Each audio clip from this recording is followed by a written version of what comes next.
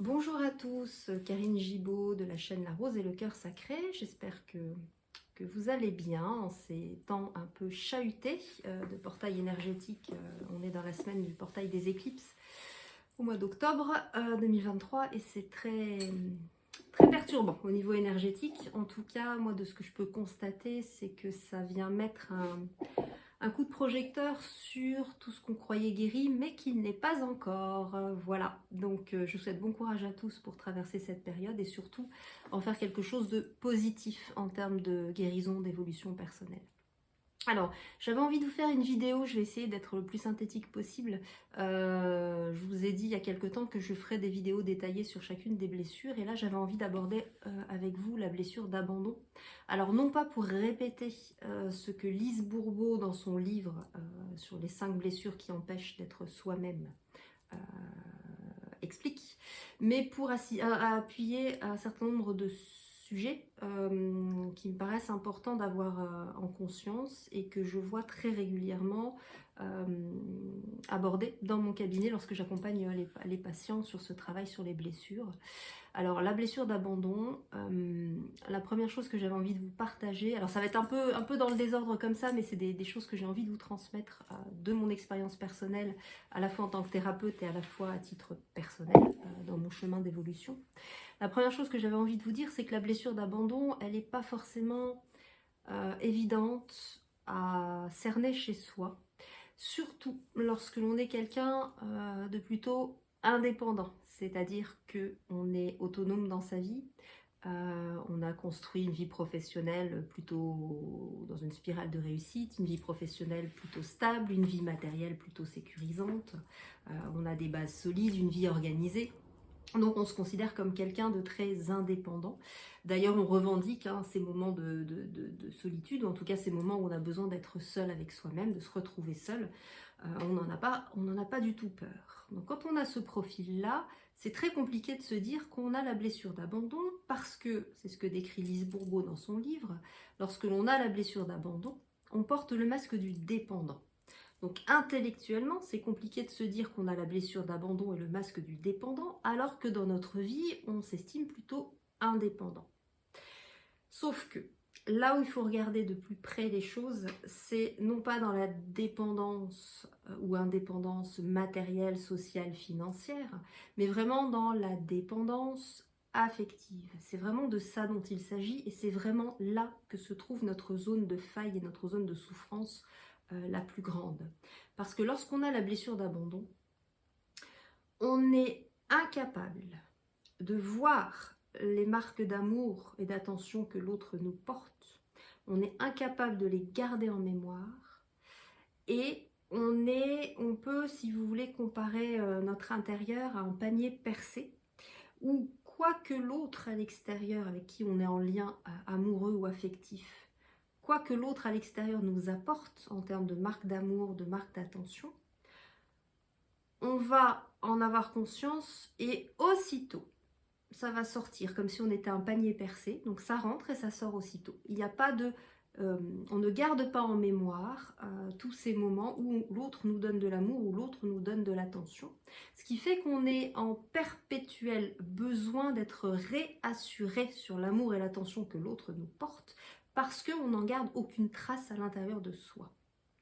Donc une des choses importantes à faire pour travailler sur cette blessure, c'est vraiment d'aller, ce que j'appelle consolider notre réservoir affectif intérieur. Ça peut très bien se travailler en hypnose, mais pas que. Moi, je le travaille en hypnose avec les personnes que j'accompagne. C'est d'aller consolider ce réservoir de manière à ce qu'il ne soit plus fuyant et qu'il devienne au contraire étanche, c'est-à-dire qu'il soit capable d'emmagasiner les expériences où on reçoit de l'attention et de l'amour de l'extérieur, et qu'on soit capable de les garder en mémoire à l'intérieur, que ça arrête de fuir. Parce que sinon, vous imaginez quel tyran on peut être dans une relation notamment amoureuse, puisqu'on va passer notre temps à demander à l'autre de nous donner des preuves d'amour, des réassurances en permanence. Parce qu'il y a une vraie insécurité affective à l'intérieur. Et tant qu'on n'aura pas notre dose quotidienne, voire multi-quotidienne de ces marques d'attention et d'amour, on va se sentir en insécurité affective avec notre scénario catastrophe qui se met en route, très probablement l'autre ne m'aime pas, donc il va me laisser tomber, il va m'abandonner comme d'habitude. Alors, l'autre chose que j'aimerais vous partager au sujet de la blessure d'abandon, c'est que on peut avoir la blessure d'abandon sans avoir été abandonné à proprement parler. On n'est pas obligé d'être orphelin, d'avoir été abandonné par nos parents pour avoir la blessure d'abandon.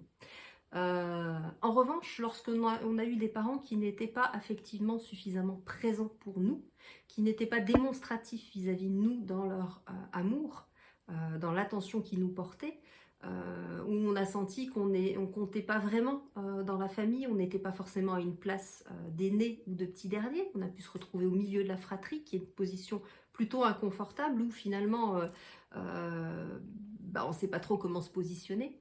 Bon, il y a plein de, donc vous voyez qu'il y a plein d'origines possibles, mais le trait commun à tous ceux qui ont la blessure d'abandon, c'est que on attend que l'autre nous aime à la façon dont on veut, nous, être aimés. En d'autres termes, si vous aimez d'une certaine manière, vous attendez que l'autre vous aime de la même manière et vous donne les preuves d'amour qui vont dans ce sens-là. Et là, je vous referai une vidéo, parce que je ne peux pas tout détailler en une seule, j'essaie d'être synthétique, mais je vous invite à lire un livre qui s'appelle les 5 langages de l'amour.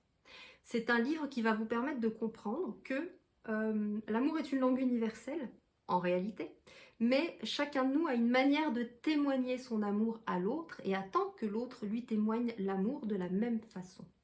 Et le souci arrive, notamment quand on a la blessure d'abandon, quand l'autre nous aime à sa façon à lui, qui n'est pas celle que l'on a nous, et qu'on attend nous, à l'intérieur, pour se sentir aimé. Exemple, si moi j'attends que l'autre ait des petits mots doux, m'envoie des petits smileys avec des cœurs, me dise régulièrement qu'il m'aime, en tout cas verbalise l'amour et l'attention qu'il a pour moi, si j'attends ça de l'autre, parce que moi, je le témoigne comme ça, mon amour. Donc, je vais attendre que l'autre me témoigne son amour de cette façon-là. Or, il se trouve que l'autre, pour me témoigner son amour, il verbalise pas. En revanche, il fait des choses pour moi. Il va réparer des choses dans la maison, il va entretenir le jardin, il va me préparer à manger, il va avoir des attentions pour moi. Et bien, ce qui va se passer, c'est que tout cet amour que l'autre va me donner avec son langage à lui, je ne vais pas le recevoir comme des preuves d'amour, puisque moi j'attends qu'il me dise qu'il m'aime, ou qu'il me donne des petits mots doux, qu'il verbalise les choses. Donc on va, vous voyez, on va être tous les deux dans une démonstration d'amour, sauf que l'autre ne va pas me donner ce que moi j'attends. Donc c'est nul et non avenu. Conséquence, dans mon psychisme à moi, l'autre ne m'aime pas parce qu'il ne verbalise pas son amour. Et c'est là où j'ai tout faux, c'est que mon ego me fait dire que l'autre doit m'aimer comme moi je veux, alors qu'en réalité, l'autre peut m'aimer tout simplement à sa manière et qu'il y a plusieurs façons d'aimer et de témoigner son amour à l'autre. Sauf que, vu que je ne reçois pas ce que moi j'attends, eh ben, je vais considérer que l'autre ne m'aime pas. Et du coup, je vais me mettre en mode contrôle, à observer ce que l'autre me donne ou ne me donne pas. Je vais tenir une espèce de comptabilité à l'intérieur de moi. Et petit à petit, je vais me mettre à pointer du doigt tout ce qu'il ne me donne pas, toutes ces défaillances, tous ces mots doux qu'il ne me donne pas, toutes ces attentions qu'il n'a pas envers moi, pour justifier ma croyance que de toute façon, l'autre ne m'aime pas et qu'il va m'abandonner. Et ce qui va se passer, en règle générale, dans ces cas-là, c'est que plutôt que d'attendre que l'autre m'abandonne, parce que c'est inévitable dans mon monde à moi tel que c'est parti, puisqu'il ne m'aime pas, il va forcément m'abandonner, eh bien je vais auto-saboter la relation. C'est-à-dire que ça va être plus simple pour moi de contrôler la rupture, de la provoquer, plutôt que d'attendre que l'autre m'abandonne. Je ne veux pas souffrir, je ne veux pas que l'autre m'abandonne, donc qu'est-ce que je vais faire? Eh bien, je vais me mettre à faire des tas de reproches à l'autre, je vais continuer à lui mettre une pression de dingue, avec pour objectif que finalement, eh ben, j'arrête la relation en lui disant que je ne suis pas suffisamment aimée ou je n'ai pas ressenti suffisamment que j'étais importante pour lui, donc il vaut mieux qu'on arrête. Et ça, c'est de l'auto-sabotage.